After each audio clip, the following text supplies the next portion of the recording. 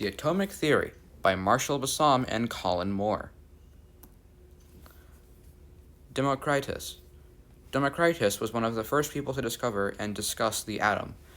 He discovers that all matter is made of atoms, and each atom is separated from one another. Democritus cut cheese into smaller pieces and called the pieces atomos, which means uncuttable in Greek, because atoms cannot be destroyed. Dalton. In 1800, Dalton introduced the atom. Dalton reintroduces the atom and eventually develops the atomic theory.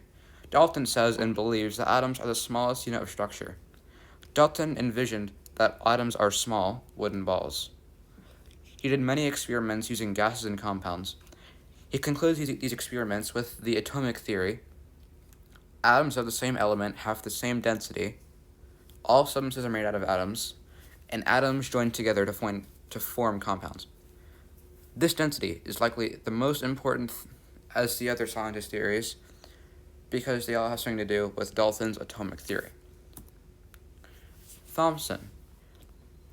He discovered that there were smaller particles within the atom, which disproves Dalton's claim, and his research also led to the discovery of the electron.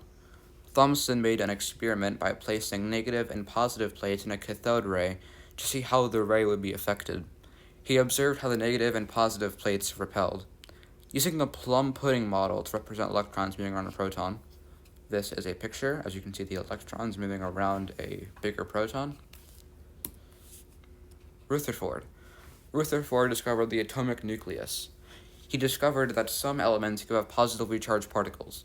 He called these particles alpha particles. Rutherford was curious and used alpha particles on very thin foil to see what would happen.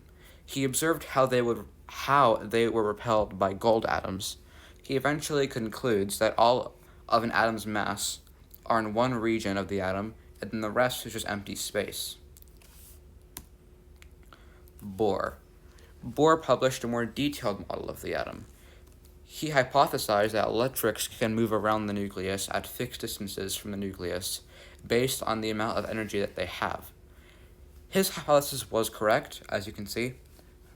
There are the electrons moving around the nucleus at their own fixed distances. Schrödinger. Schrödinger realizes that Bohr's model and idea does not explain certain behaviors of electrons. He develops an equation which can be used to calculate the chances of an electron existing in any given place around the nucleus. These areas and regions are called orbitals, as you can see. Thank you for watching.